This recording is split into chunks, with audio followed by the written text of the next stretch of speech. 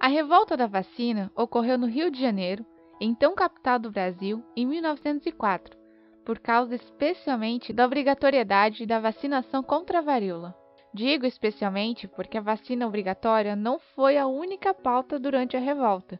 Algumas pessoas queriam protestar contra o governo por outros motivos, além da vacina obrigatória. E a revolta também foi uma oportunidade para uma tentativa de golpe militar. O Rio de Janeiro do início do século XX não era exatamente um exemplo de organização e limpeza. A cidade ainda conservava muito da época colonial, com ruas estreitas, praças pequenas, falta de saneamento básico e higiene, o que causava diversas doenças. A situação era tão caótica que algumas empresas de turismo na Europa, ao anunciar viagens para a América do Sul, diziam: "Nossos navios não aportam no Rio de Janeiro." O governo da época era de Rodrigues Alves, que não tinha sido recebido com muita alegria pela população do Rio de Janeiro. Para o povo carioca, ele representava a continuidade da gestão anterior, do também paulista Campos Salles, que deixou grandes taxas de desemprego entre a população mais humilde. Rodrigues Alves tinha como grande alvo de seu programa de governo o saneamento da cidade e o melhoramento do porto do Rio de Janeiro. A proposta tinha o objetivo de alavancar o desenvolvimento nacional, como ele mesmo dizia. Mesmo sendo o porto mais importante do país e o terceiro mais movimentado de todo o continente americano da época, o porto do Rio de Janeiro tinha uma estrutura inadequada. Os limites do cais e a pouca profundidade não permitiam que grandes navios nacionais ou estrangeiros atracassem, e por isso ficavam ancorados na Baía de Guanabara. As mercadorias e os passageiros deveriam ser transportados para embarcações menores, o que gerava um sistema complicado, demorado e caro. Mas de nada adiantaria reformar, ampliar e modernizar o porto se a cidade, de tamanho e estrutura colonial, não oferecesse condições para a movimentação das pessoas e das mercadorias, de forma rápida, fácil e em grande quantidade. Ou seja, a reforma do porto estava associada à reforma da cidade do Rio de Janeiro. Ainda assim, existia outro problema. Se tinha o objetivo de atrair mais pessoas, especialmente os estrangeiros, para a capital. Mas mesmo com o porto e a cidade remodelados, as pessoas tinham medo até de descer das embarcações. Isso por causa das doenças que assolavam a cidade, como a febre amarela, a varíola e a peste bubônica. Isso mesmo, aquela do século XIV que quase dizimou a Europa. Em resumo, o governo de Rodrigues Alves tinha principalmente 3 questões para resolver: a reforma do porto, a reforma da cidade e acabar com as doenças. Ao montar sua equipe de governo, o presidente colocou o engenheiro Pereira Passos como prefeito, com a missão de reurbanizar a cidade, e Lauro Miller, o ministro da Indústria, Aviação e Obras Públicas, como responsável pela reforma do porto. Como diretor da saúde pública foi escolhido Oswaldo Cruz, médico sanitarista de renome internacional, todos com amplos poderes. O prefeito Pereira Passos começou o famoso Bota Abaixo, onde casas e prédios antigos foram demolidos de forma arbitrária. Muitas dessas construções serviam de moradias para populações mais pobres e desempregadas, como, por exemplo, os cortiços, casarões ou prédios divididos onde viviam diversas famílias humildes.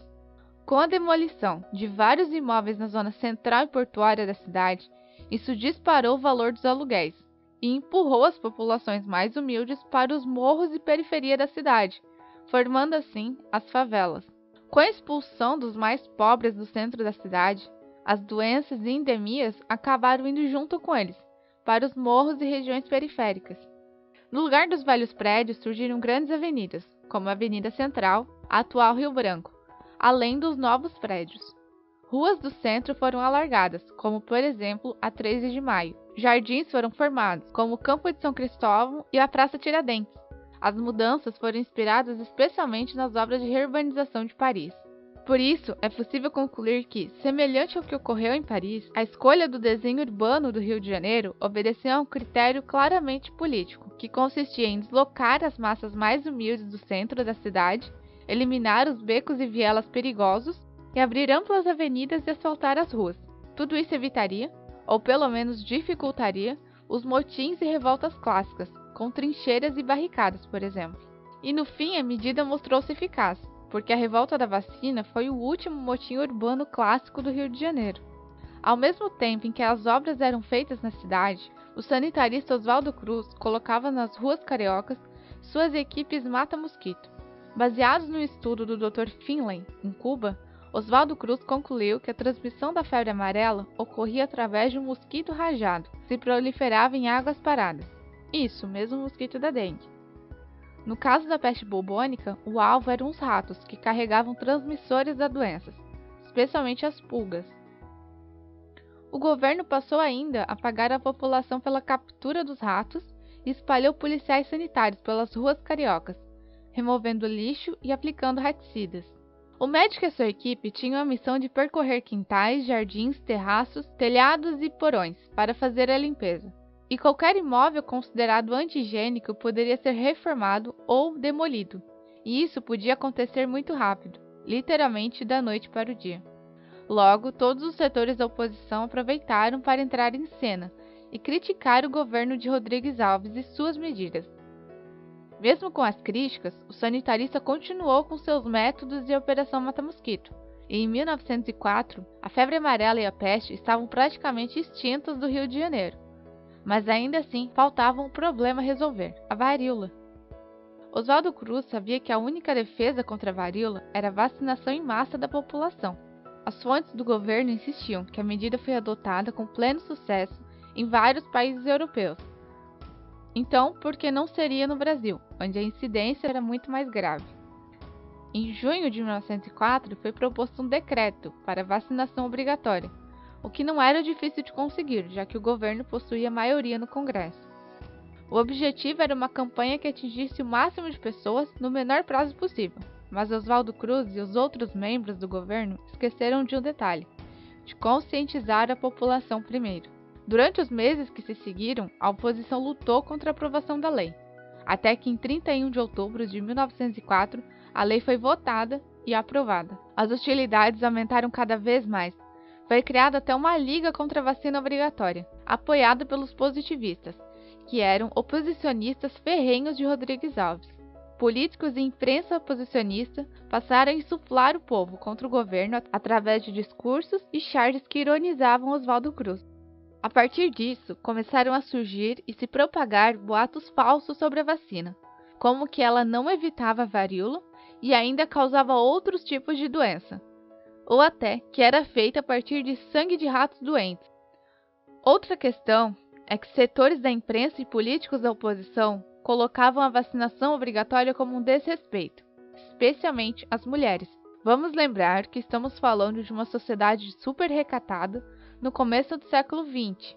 Por exemplo, na obra de Dom Casmurro de Machado de Assis, publicada apenas 5 anos antes da revolta, os braços de Capitu foram proibidos pelo marido de serem exibidos nus em público.